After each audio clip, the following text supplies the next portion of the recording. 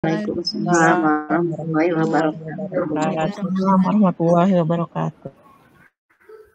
Bismillahirrahmanirrahim. Alhamdulillahirabbil alamin wassalatu wassalamu ala asyrafil anbiya'i wal mursalin sayyidina wa habibina wa syafi'ina wa maulana Muhammadin sallallahu alaihi wasallam wa ala alihi wa sahbihi ajmain. Rabbi shrah li sadri wa yassir li amri wahlul 'uqdatam min lisani yafqahu qawli. Subhanaka la ilma lana illa ma 'allamtana innaka antal alimul hakim. Ibu-ibu yang dimuliakan Allah Subhanahu wa taala, marilah kita sama-sama buka pembelajaran kita pada malam hari ini dengan membacakan Al-Basmalah. Bismillahirrahmanirrahim. Allahumma shalli ala sayyidina Muhammadin wa ala alihi wa sahbihi ajma'in. Allahumma inna nas'aluka wa nasta'inuka an taj'alana min ibadika shalihin. Allahumma waffiqna li ta'atika wa ittiba'i rasulika wal birri biwalidayna wa husni talaqqi min masyayikhina. Allahumma ij'alna minal hukama'i al-muzawwadina bil ilmi ma'al istiqamati fi ibadatika wa husni syukrika bi rahmatika ya arhamar rahimin.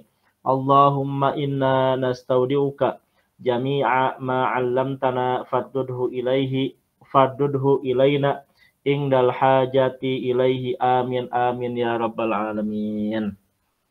Baik ibu-ibu yang dimuliakan Allah Subhanahu wa taala, mudah-mudahan hari ini kita senantiasa diberikan kesehatan. Kemudian Amin. Mengingatkan kembali bahwa belajar ini harus senantiasa diniatkan lillahi ta'ala, sehingga mudah-mudahan setiap perjalanan kehidupan ini dimasukkan ke dalam fi sabilillah hatta yaji, masuk ke dalam golongan fi sabilillah. Amin amin ya rabbal alamin. Amin. Baik ibu-ibu sekalian, kita melanjutkan pada kajian sebelumnya, yaitu 7 isim yang wajib dirofakkan. Sebelum melanjutkan pada materi berikutnya, kita sedikit mereview dan mengevaluasi isim-isim yang dirofakkan, kemudian kedudukannya seperti apa. Sehingga nanti sebetulnya dalam pembelajaran ini tidak mesti harus paham arti kosakata, tapi yang perlu diperhatikan adalah memahami letak dhammah, kemudian nanti apa yang menjadi sebab fathah, kemudian apa yang menjadi sebab kasroh, kemudian kedudukannya apa. Lantas nanti pasti yang kedua adalah belajar untuk menerjemah kata per kata. Buku ini insya Allah dilengkapi dengan kamusnya, sudah selesai, tapi dalam fase mengedit kata per katanya. Sudah draftnya sudah selesai, cuman masih diedit insya Allah untuk memudahkan. Baik ibu-ibu sekalian, untuk semakin memperdalam, ada contoh latihan ketiga pada buku Tadriji halaman ke-10, latihan yang ketiga. Kita melatih kembali kedudukan kata yang ada pada kalimat-kalimat berikut. Yang perlu diperhatikan kemarin, apabila ada isim yang dirofakkan atau dhammah berada di awal kalimat, maka kedudukannya sebagai mubtada atau sebagai subjek, kata benda yang berada di awal yang perlu ada penjelasan. Kemudian apabila rofaknya setelah subjek, maka dinamakan khobar mubtada. Mubtada dan khobar itu satu paket, harus ada kedua-duanya. Apabila menyebutkan mubtada, maka wajib menyebutkan khobar setelahnya. Kemudian apabila isim yang didomahkan dirofakkan letaknya setelah fiil aktif, maka dinamakan dengan fa'il atau pelaku dari pekerjaan aktif tersebut. Yang berikutnya adalah apabila isim rofa domahnya letaknya setelah fiil fasib, maka dia dinamakan naibul fa'il atau pengganti dari pelaku. Yang tadinya sebagai objek, misalkan siswa makan tomat, yang makan adalah siswa. Apa yang dimakan? Tomat. Siswanya dihilangkan, kemudian tomatnya dimunculkan. Tomat dimakan. Asal katanya adalah siswa makan tomat. Itu aktif.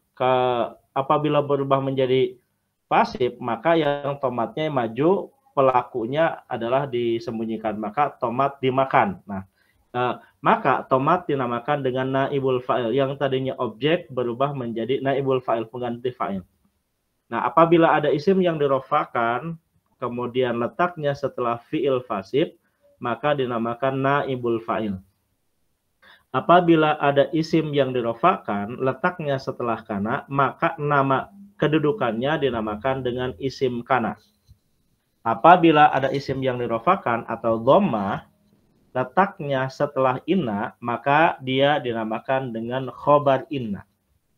Apabila ada isim rofa atau dhammah, letaknya setelah isim yang didommahkan, maka isim dhammah yang kedua dinamakan dengan tawabi. Tawabinya na'at, dinamakan dengan tawabi na'at. Nah, itu ada 7 kedudukan kata sesuai dengan posisi atau letaknya di mana. Baik, yang pertama kita lihat terlebih dahulu halaman 10. Latihan yang ketiga ada 6 kalimat atau 6 contoh pada halaman 10 ini. Safarul haju ila Makkah. Baik, barangkali nomor pertama ini mana isim yang dirofakan, kemudian kedudukannya sebagai apa? Nomor 1. Al-hajju. Al-haju, betul, kedudukannya sebagai Mubtada. Sebagai fa'il. sebagai fa'il, betul. Ibu Safa, betul, sebagai fa'il. Kenapa dia dinamakan kedudukannya sebagai fa'il? Setelah Karena letaknya setelah fi'il aktif. Betul, baik. Asyamsu tali'atun. Di manakah isim yang dirofakan dari 2 kata ini? Asyamsu. Tali'atun. Baik, asyamsu kedudukannya sebagai Mubtada. Alasannya Karena berarti di awal kalimat. Harus alasannya karena dia isim dirofakan di awal kalimat. Oke. Baik, toliatun kedudukannya sebagai khobar. sebagai khobar mubtada. Baik, alasannya adalah karena terletak setelah ya, karena dia isim rofa, harus disebutkan karena dia isim rofa setelah mubtada. Jadi harus ada jawaban karena isim rofa. Baik, nomor 3. Yus'alul mudarrisu anir riyadhiyati. Al-mudarrisu. Al-mudarrisu, betul. Al-mudarrisu. Kedudukannya sebagai apa al-mudarrisu?